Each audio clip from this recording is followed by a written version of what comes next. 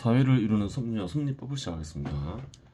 앞의 이야기는 활동하며 이익을 발생시키고 있는 자본의 가격이 결정되는 원리를 바탕으로 만들어졌다. 언급한 내용을 수식으로 법칙화하면 다음과 같다.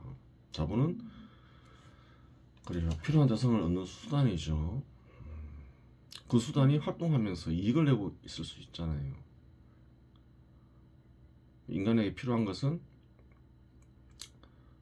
교환의 대상이 되죠. 따라서 활동하고 있는 자본, 이익을 내고 있는 자본 역시 교환이 될 수가 있는 거죠. 그래요. 활동하고 있는 자본에서 발생하는 이익을 나누어 가지는 어떤 권리를 목축업자는 갖고 있죠. 1년에 1000kg의 쌀을 얻을 수 있죠. 근데 금융업자는 5000kg에 살려고 했죠. 20% 이자율을 적용해서 자기 대여 이자율. 그러면 5000kg 나누기 20% 하면 어떻게 되나요? 1000kg 이익이죠. 1000kg 나누기 20% 하면 어떻게 되나요? 5000kg 5000이 나오죠. 그런데 목축업자는 10%의 비축 이자율로 계산을 했죠. 1000kg에 10% 0.1을 나누면 어떻게 되나요? 10,000kg이 되는 거죠. 그렇죠. 이야기를 법칙화해, 이야기에서 나온 어떤 가격 결정 원리를 법칙화하여 수식으로 표현하면 어떻게 되나요? 활동하는 자본의 가격, 사회적으로 합의된 이자율 분의 이익이 되죠. 여기서는 왜 거래가 안 됐나요? 이자율이 합의가 안 돼 있는 거죠. 교환이 된다는 건 뭔가요? 사회적으로 합의된 이자율이 있다는 거죠. 그렇게 되는 거예요. 활동하면서 이익을 내는 자본, 기업의 지분, 뭐 주식 같은 거, 그것도 이런 거에 속할 테고, 채권도 이익을 내고 있죠. 기업이 이제 어떤 식으로 이익을 주냐 이건데, 뭐 국채도 있고 뭐 그렇죠. 뭐 정부도 뭐 공적 기업이라 공적 자본이라 했죠. 그래요.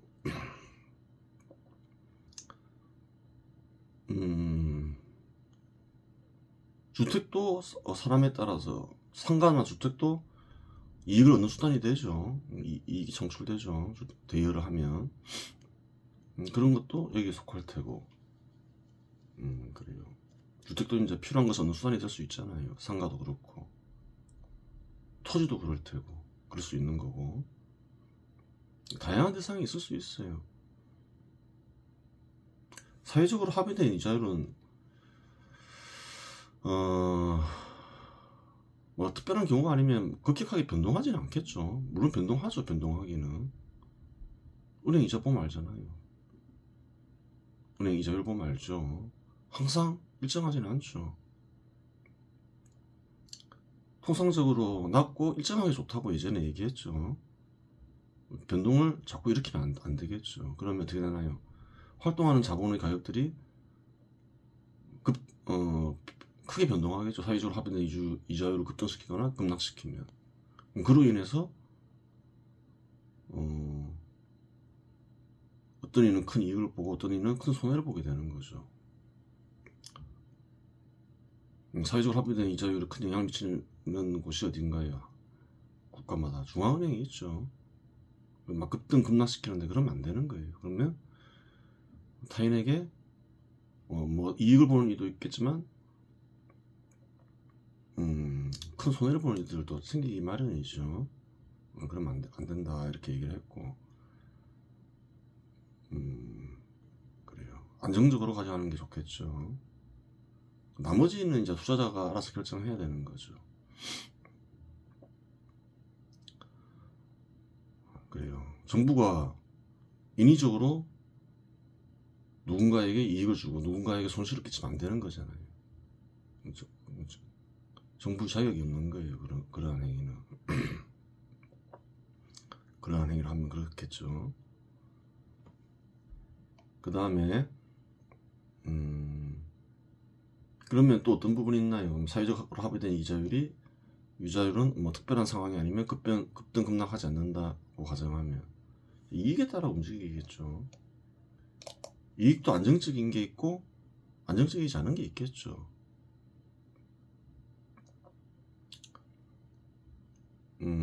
채권 같은 경우는 뭐 특별하게 큰 변동이 없죠. 이자를 정해놓고 주니까.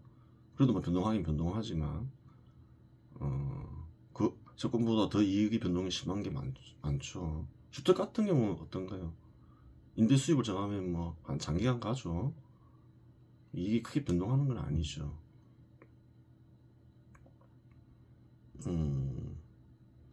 그 주택 가격도 뭐 특정 시기에 막 팍 올라가고 팍 빠지지. 그래요. 하여간 뭐 이익이 급등 급락하는 순간, 사회적으로 합의된 이자율이 급등 급락하는 순간, 이제 가격은 급등 급락할 수 있는 거죠. 어느 상품이건 간에.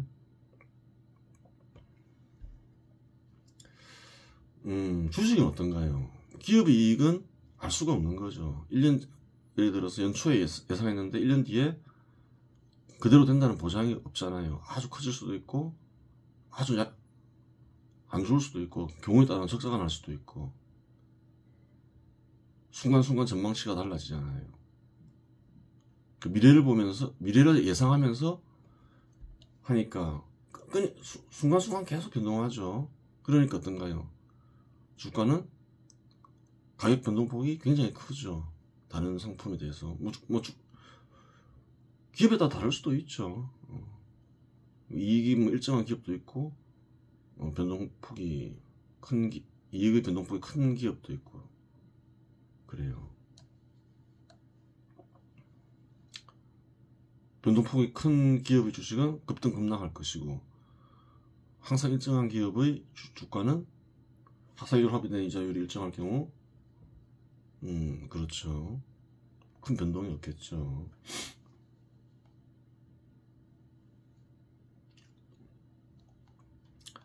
그러면 상품의 가격을 결정하는 원리를 살펴보자. 앞의 법칙 외에도 상품의 가격을 결정하는 원칙이 두 가지가 있다. 근로자는 기업 소유주와 시간과 결합된 활동을 거래한다.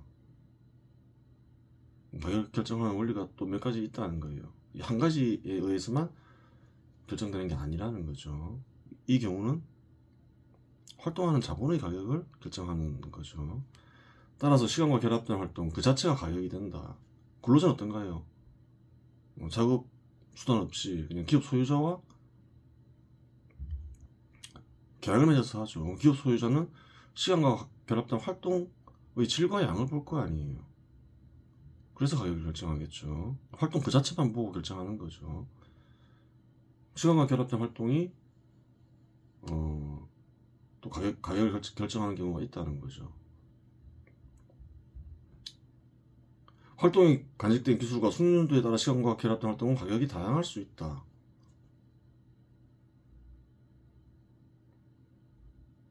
그렇죠. 상대적으로 익히기 어려운 기술을 간직한 활동의 가격이 높고 같은 기술이라도 상대적으로 숙련된 활동의 가격이 높다.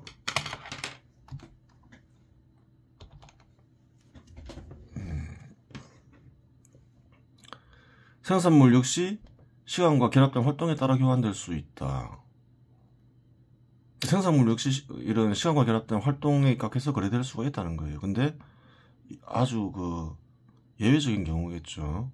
서로 다른 생산물들을 교환하는데 생산물이 만들어지는 데 필요한 시간과 결합된 활동을 교환하는 이들이 서로 잘 알 경우 이러한 일이 발생한다. 어느 정도 시간과 결합된 활동이 생산물에 깃들어 있는지 정확히 알면 이런 거래도 일어날 수 있다는 거예요. 이런 경우는 언제 잘 일어날까요? 자급자족 시대에서 시장 지배 시대로 넘어가는 막 단계에서 일어난 일이 벌어지겠죠. 서로 다 생산을 해봤으니까 다 잘 안다는 거예요. 예를 들어 자급자족 시대에는 옷이나 식량을 직접 생산하고 직접 소비하였다. 그런데 생산자들이 옷과 식량을 교환하는 일이 생겼다고 가정하자. 서로 다 생산해봤는데 서로 옷과 식량을 생산하는데 필요한 시간과 결합된 활동의 양을 잘 알기 때문에 이런 경우 시간과 결합된 활동의 양을 기준으로 하여 옷가식량은 교환된다. 그렇죠. 교환되겠죠. 시간과 결합된 활동의 양 외에는 교환할 수 있는 기준이 없어서 그러하기도 하다. 그렇죠. 이렇게 서로 잘 알면 서로 생산해봐가지고 시간과 결합된 활동의 양이 가격 결정의 기준이 될 수 있다는 거예요. 그렇지 않으면 현 시대는 어떤가요? 대단히 다양한 상품들이 나와 있죠. 엄청나게 다양하죠. 잘 모르죠. 그러면 시간과 결합된 활동이 가격 결정의 원리가 되지 않는다는 거예요. 그렇게 되는 것이고, 그럼에도 불구하고 활동이 시간과 결합된 활동이 가격 결정의 기준이 되는 경우가 있다. 그는 시간과 결합된 활동이 직접 거래되는 경우, 근로자의 경우 그렇죠. 그렇게 되는 거예요.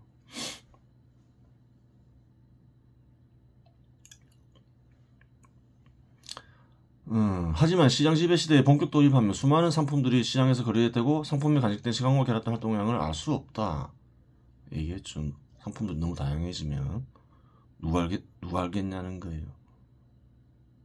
아무도 잘 모르죠. 이 모니터에 얼마나 시간과 결합된 활동이 결합되어 있는지 모른다는 거예요. 너무 다양하니까.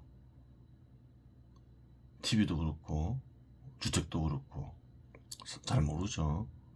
따라서 시간과 결합된 활동의 양에 입각해 상품의 가격이 결정되지 않는다.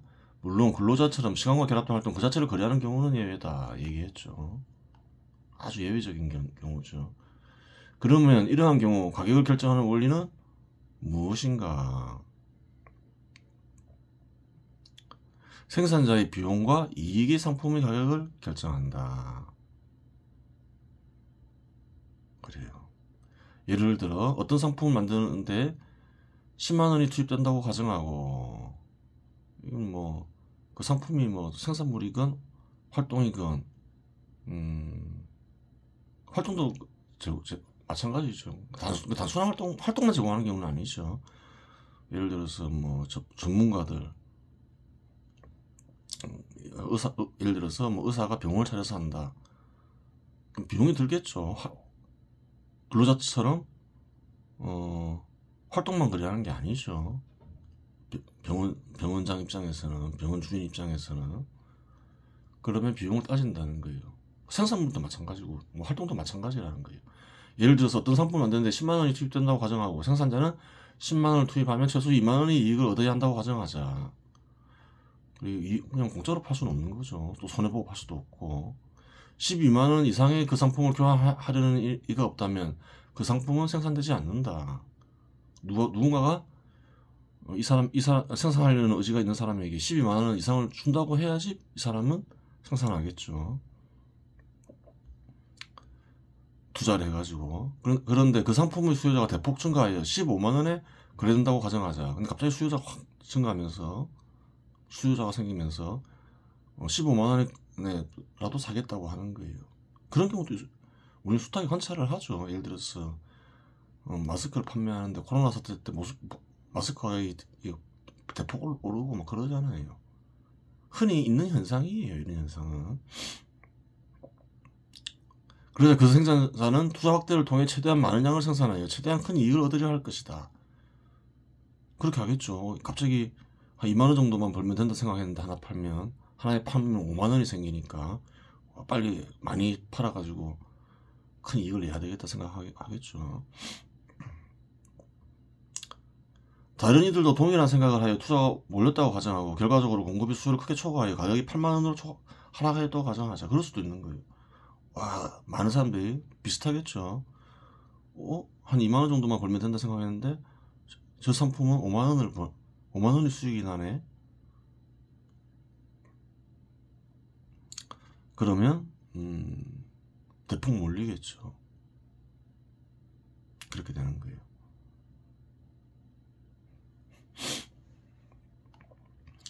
그러면 이제 생산해 보았자 손해인이 투자를 철회하여 투자를 포기하거나 다른 곳에 투자하려 한다. 만약 손해가 나요. 생산할 수가 없잖아요.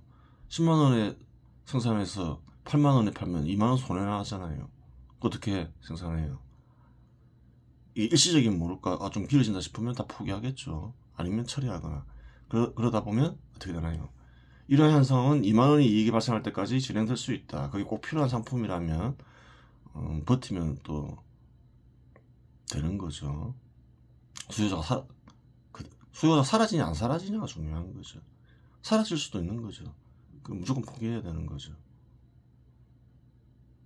그렇잖아요. 예를 들어서 한국에서 예전에 삐삐가 유행했죠. 근데 핸드폰 생기니까 수요자가 사라져 버리잖아요. 그런 경우는 한국에서는 철수를 시켜야 되는 거죠. 즉 여기서 가격 결정에 결정적 영향을 미치는 요인은 비용과 이익이 된다. 그렇죠. 12만원 기준으로 가격이 오르락 내리락 하겠죠. 무엇이 가격을 결정하나요? 비용과 이익이라는 거예요.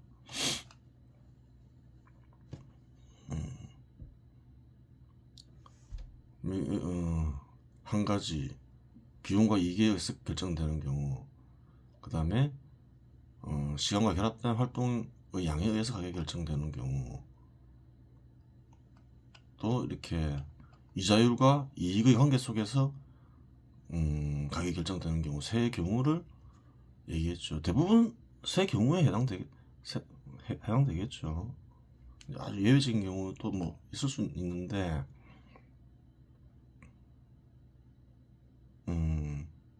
그 경우는 뭐 굳이 다루고자 하면 다루는데 다룰 필요는 없는 거죠. 예를 들어서 아주 예외적으로 보석 같은 거, 예술품 같은 거 아주 고가에 거래되는 경우가 있죠. 그러니까 수요자가 그냥 가격을 결정하는 거죠. 어느 경우에도 해결되지 그래요. 해당되지 않는 게 그런 경우가 한 가지 있긴 있어요. 같은 기능을 지닌 상품이라고 하더라도 가격은 천차만별이다.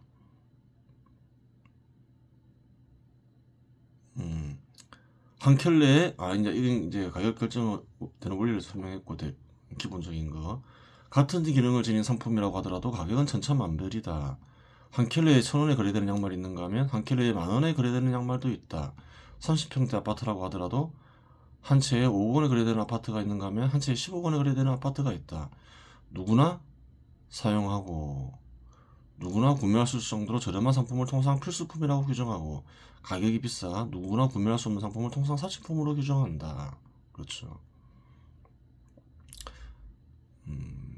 가격에 따라서 또 상품이 분류된다는 거예요. 필수품과 사치품으로. 사회 전체 생산성이 증가하여 사회 구성원 개개인의 소득이 증가하고 상품 생산에 드는 비용이 감소함에 따라 통상적으로 사치품은 필수품으로 전환된다. 하여간 두 가지 기준의 상품은 다음과 같이 분류된다. 두 가지 기준을 입각할 경우.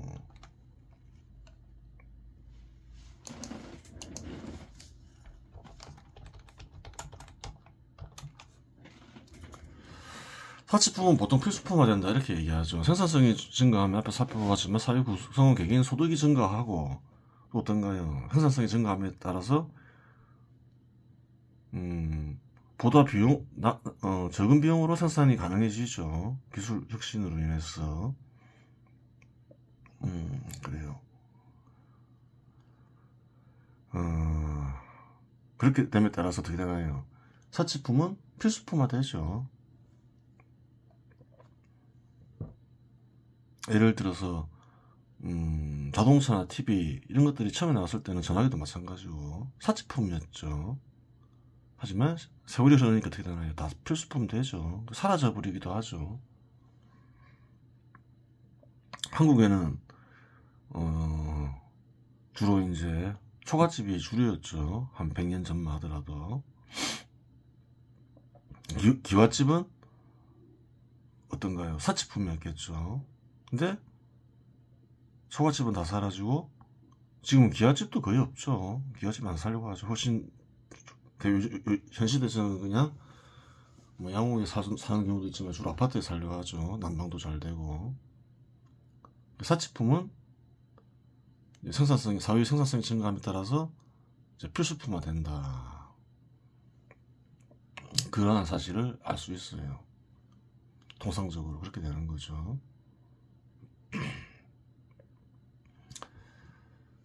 생존수단, 욕망충족수단으로 나누어진다고 했죠. 또 필수품과 사치품으로 나누어진다 했죠. 생존수단이면서 필수품이 있겠죠. 동시에 생존수단이면서 사치품도 있겠죠. 양말 같은 건 필수품인데 양말도 필수품과 사치품으로 나누어지죠. 주택도 그러하고 뭐 차도 그러하고 대체로 그러하죠. 욕망충족수단이면서 필수품이 있고 욕망충족수단이면서 사치품이 있겠죠. 욕망충족수단이면서 필수품, 욕망충족수단이면서 필수품이 있죠. 예를 들어서 술 같은 경우도 천차만별이잖아요. 소주는 한 요즘 얼마 한 4,500원 하나에 1,500원에 거래되고, 뭐 발렌타인 같은 경우는 뭐 10만 원이 넘고 17년산 같은 경우 그렇잖아요. 사치품, 욕망충족수단, 욕망충족수단이면서 사치품이 있기도 하고 필수품이 있기도 하다. 이렇게 나누어진다. 이제 끝내려고 했는데 안 다룬 게 하나 있죠. 화폐를 안 다루었죠. 화폐도 교환이 대상이 되죠. 양이 분할되고 합쳐지면서 어떠한 상품과도 교환이 되는 상품이 화폐다. 그렇게 되는 거죠. 그래요. 화폐는 능력이 있다 했죠. 무슨 능력이랬나요? 교환될 수 있는 능력이 있는 거죠. 교환될 수 있는 능력이 있으니까 교환될 수 있는 능력은 대여가 가능해지는 거죠. 대여하면 사용료를 받게 되는 거죠. 일정 기간 사용할 수 있는 권리를 팔고. 그래요. 화폐의 교환 기능이 이제 이자를 발생시키는 거죠. 그런 대사가 많죠. 화폐만 있는 게 아니죠. 주택도 그럴 수 있고, 상가도 그럴 수 있고, 그 대여가 되는 거잖아요. 능력이 있는 대상들은 일정 기간 사용할 수 있는 권리를 판매할 수가 있는 거죠. 그 대가로 사용료를 받는 거죠. 화폐를 사용할 수 있는 권리를 판매하고 받는 것을 보통 사용료를 보통 이자라고 하죠. 그리고 이번 시간 여기서 마치겠습니다.